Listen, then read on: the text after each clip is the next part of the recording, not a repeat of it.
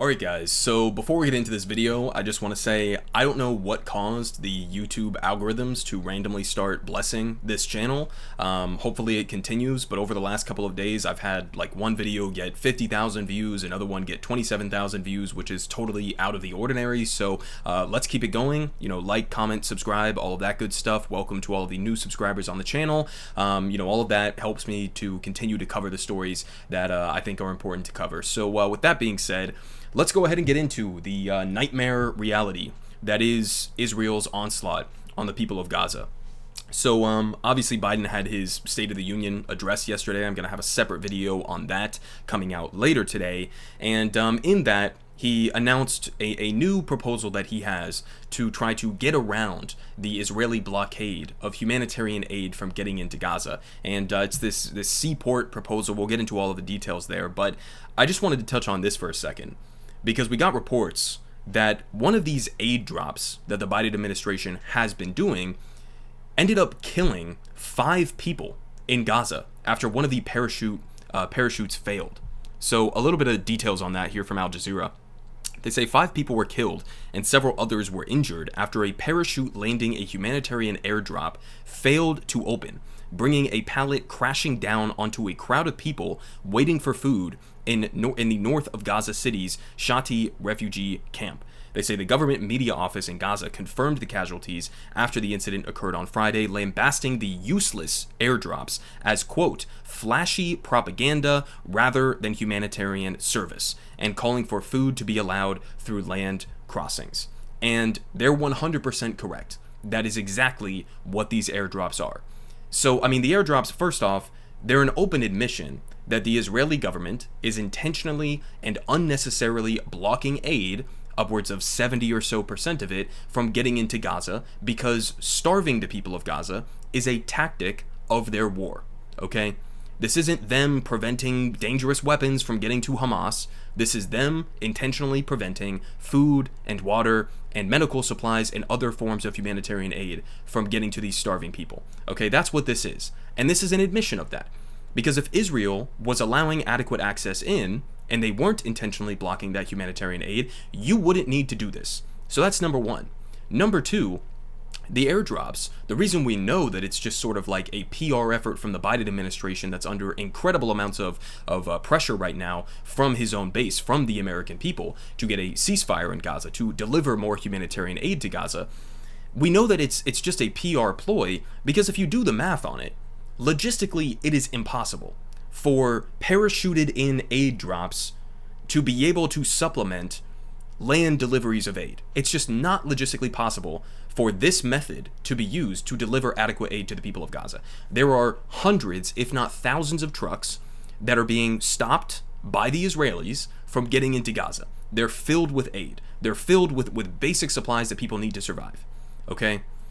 And so it's just an effort for the Biden administration to come out and say, look, we care about the humanitarian crisis in Gaza. Look at us. We're dropping aid shipments from the sky, and now we're starting this new proposal here to build some sort of a seaport to deliver aid via sea. And I mean, you're ignoring the fundamental reality here that the reason this humanitarian aid is needed in the first place is because Israel is in the midst of a genocidal war on the people of Gaza, that you are actively aiding and abetting.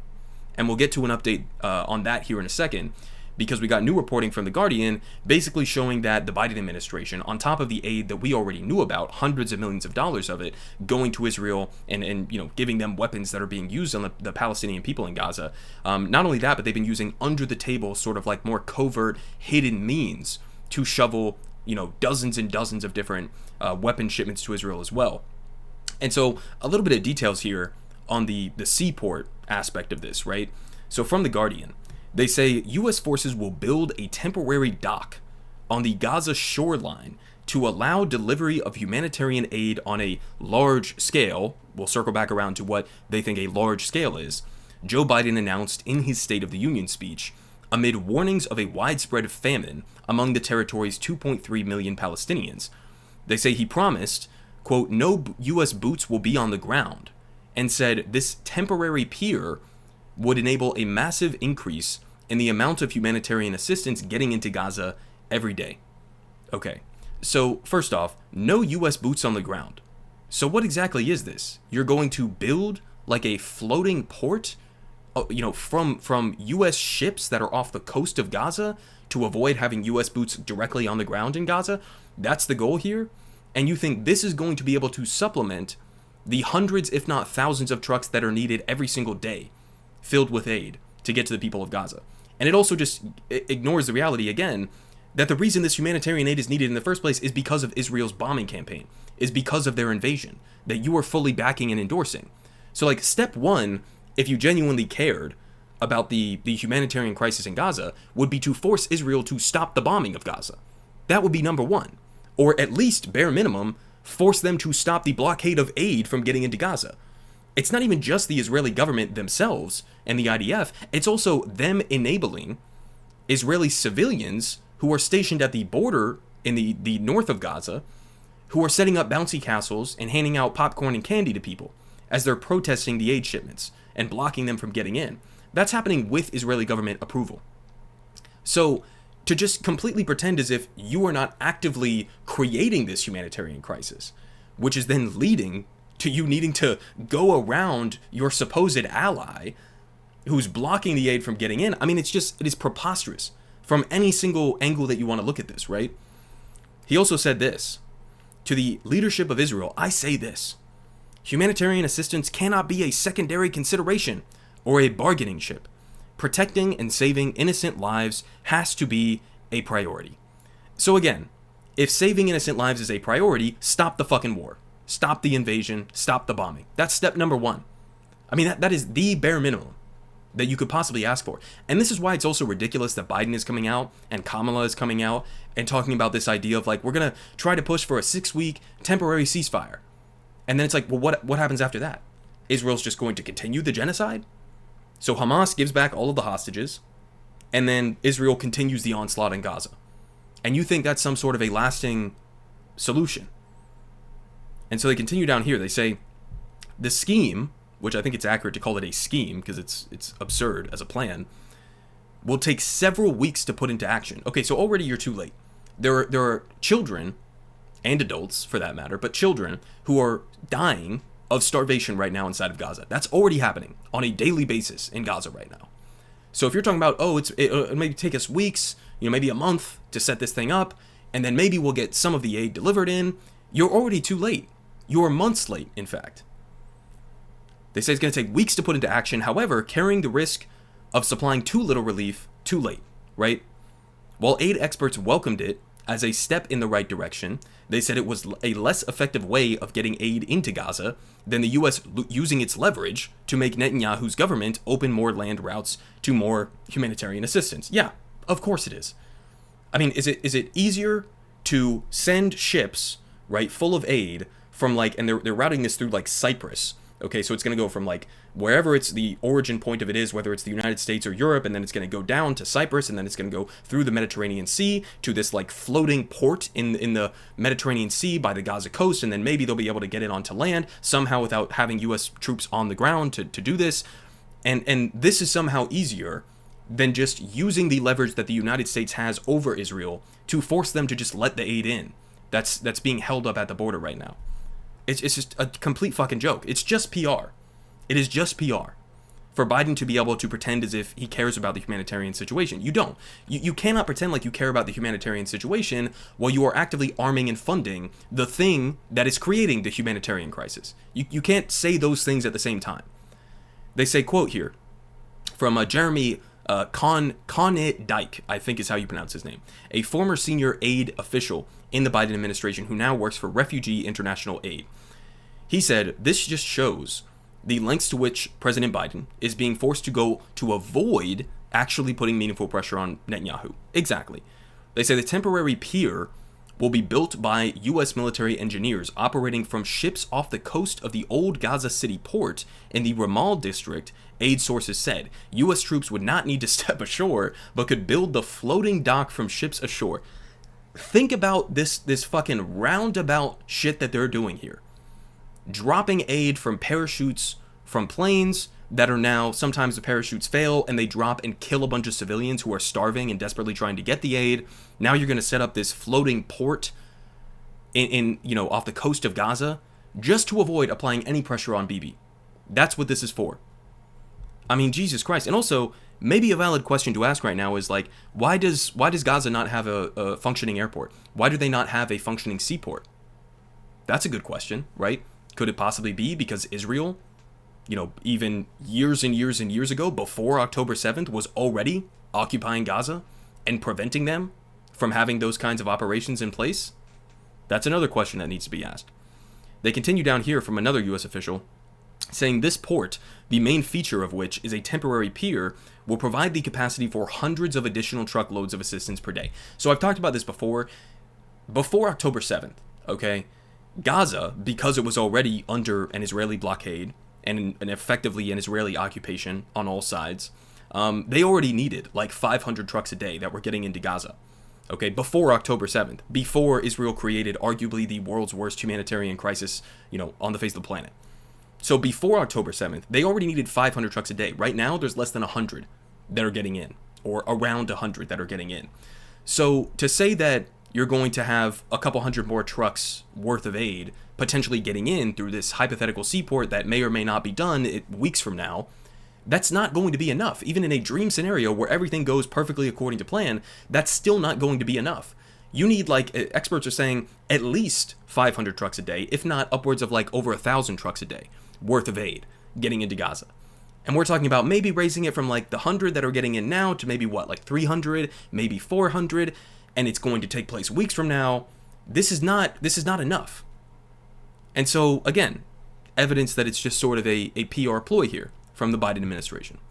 They say the United Nations said in February last month that more than a quarter, 500,000 or so, of Gaza's 2.3 million people were estimated to be facing catastrophic levels of deprivation and starvation. It said without action, widespread famine could be almost inevitable.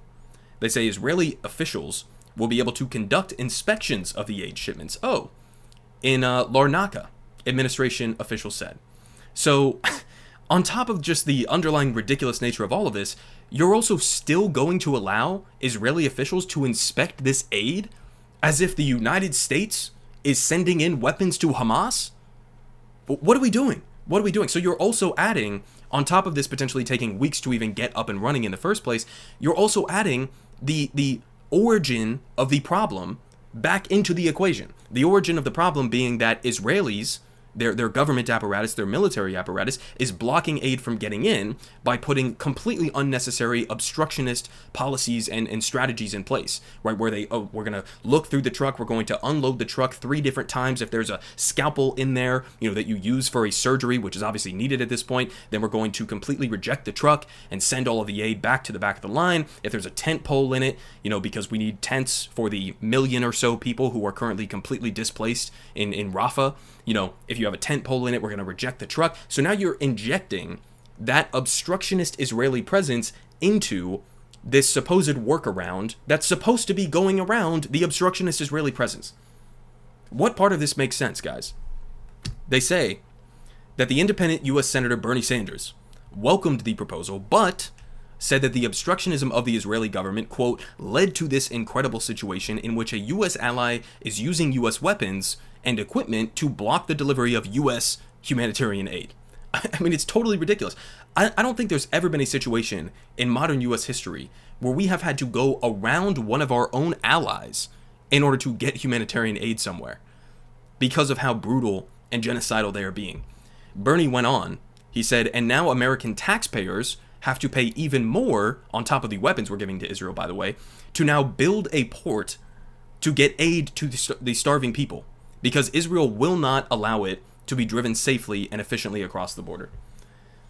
So now we're footing the bill to now go out and build this floating seaport apparatus to get around our supposed ally who is actively and intentionally starving the population of Gaza. To pretend as if this is some sort of a genuine humanitarian gesture, it's not. Are we that stupid, guys? Are we really that stupid? Okay, if you actually cared about the humanitarian situation in Gaza, the first step, maybe, would be to not do shit like this. Again, here from The Guardian. U.S. uses loophole to keep 100 arms sales to Israel under the radar. amid Gaza war. So they say the U.S. is reported to have made more than 100 weapons sales to Israel, including thousands of bombs, since the start of the war in Gaza. But the deliveries escaped congressional oversight because each transaction was under the dollar amount requiring approval. So this is intentional, guys. This is intentional. He is using a strategy of giving them much smaller shipments of weapons under the table that are under that certain dollar amount threshold so that it doesn't reach congressional oversight in an effort to hide it from the American people, because he understands that the American people overwhelmingly want a ceasefire right now. They do not support what Israel is doing in Gaza. Okay? And half of his own party at this point, half of Democrats think Israel is in the midst of committing a genocide, which they are. But even half of Democrats in this country believe Israel is committing a genocide, and thereby that Joe Biden is complicit in aiding and abetting and arming and funding a genocide. And so he slips this under the table. He slips this under the table. 100 weapon sales that we didn't even know about, at least I didn't know about until this. They say the Biden administration has become increasingly critical of the conduct of Israeli military operations, right, wagging his finger behind the scenes at Netanyahu, and the failure to allow in meaningful amounts of aid, with the death toll now over 30,000, with famine looming. And the 30,000 death toll, it's a drastic undercount. I've talked about it before, why it's a drastic undercount. This death toll doesn't include the thousands, potentially, of people who are still stuck under the rubble, people who have been, buried in shallow graves on the side of the street because there was no other option, right? The death toll that we typically get from the Gaza Ministry of Health is through the hospital network. The same hospital network that has been almost completely destroyed by Israel's offensive. So this number is likely much higher than 30,000. And of course, the famine is looming. People are dying of starvation now. So that number is likely to skyrocket over the next couple of months if we continue on the current trajectory. They said, but it has kept up a quiet but substantial flow of munitions to help replace the tens of thousands of bombs that Israel has dropped on the tiny coastal strip, making it one of the most intense bombing campaigns in military history. Okay, not over the last couple of years, not over the last couple of decades, in military history. I've shown you guys some of these comparisons that we've talked about, before, and, I'm not going to give you specifics now because I'm not going to be able to pull it off the top of my head, but there were some, ridiculous comparisons where the Israeli military dropped, 6,000 bombs in a single day of their offensive towards the beginning. They've dropped more bombs in just a week of bombing than the United States and coalition forces did in places like Iraq and Syria over months-long periods. When you compare the destruction of Gaza to even some of the most bombed out places in modern military history, places like Aleppo and places like Mosul, for example, right? Even when you compare them to those places, the destruction of civilian infrastructure, the scale and the rate at which civilians and children have been killed in Gaza, it's totally incomparable. The amount of bombs that Israel has dropped on Gaza, totally incomparable. I mean, even the United States came out and pushed back on Israeli use of these 2,000-pound bombs or whatever that Israel was dropping on Gaza. 2,000-pound bombs that have a gigantic radius where it is, physically impossible to use them in a targeted way. Where if you're using those 2,000-pound bombs and you're dropping them in one of what was already, before this invasion, one of the most densely packed in places on the face of the planet, that is something that is almost guaranteed to kill civilians in the process of it. And even the United States came out at the time and said, we would not use these kinds of bombs in such a densely populated civilian area. Israel, they do. And guess what? The United States, clearly, you don't care about them using it. You may say, oh, in a similar situation, we wouldn't use it. But you are actively giving them the weapons that they're using. So you're complicit in this. You don't get to just pretend as if being somewhat one step removed means that you're not complicit anymore. No, of course you are. They said that the Washington Post reported that that administration officials informed Congress of the 100 foreign military sales to Israel in a classified briefing. Few details are known of the sales because keeping each one small meant that their contents remained secret, but they are reported to have included precision-guided munitions, small-diameter bombs, bunker busters, small arms, and other lethal aid. They also point out here, saying that they're very much borrowing from the Trump playbook to dodge congressional oversight. And they talk about how between 2017 and 2019, the Trump administration, and they basically used the same, lowering the threshold of the amount of aid shipments or weapon shipments we're giving to the Saudis and the UAE, ended up giving them $11.2 billion worth of weapons.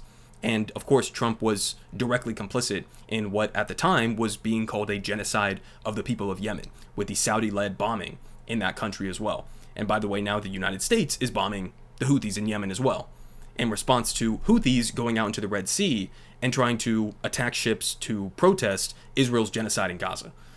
So, I mean, listen, I don't know how you can possibly look at any of what we're looking at now and come to the conclusion that Biden is desperately working for a ceasefire, or he's desperately working to try to prevent a humanitarian catastrophe. You're already too late, and what you're doing now, to call it measly is an understatement, okay? It's pathetic. It's just a PR cover my ass move that Biden is engaging in.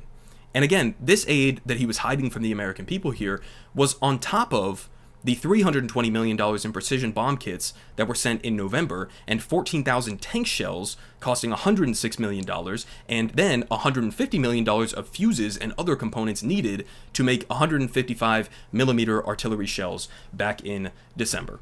So we've given Israel hundreds of millions of dollars. Of course, the Biden administration was aggressively in favor of pushing for that $14 billion package for Israel. That, by the way, as a reminder, even though these didn't have congressional oversight because they were below that certain, monetary threshold to alert Congress to them, right? Congress themselves, because of how pro-Israel they are, because of how sycophantic they are to the Israeli government, they wrote an addendum into that $14 billion legislation that so far hasn't passed. But they wrote an addendum in there saying we don't need congressional oversight over this aid. So it's not even as if like Congress wants the congressional oversight over this aid. They do not want to look at the question of whether or not Israel is using the weapons we're giving them to commit war crimes. Because if they are, which they are, and they admit that, then sending them these weapons is completely illegal. Not only illegal under international law, but also U.S. domestic law. And so that's why they use these like behind the scenes strategies to try to go about doing this.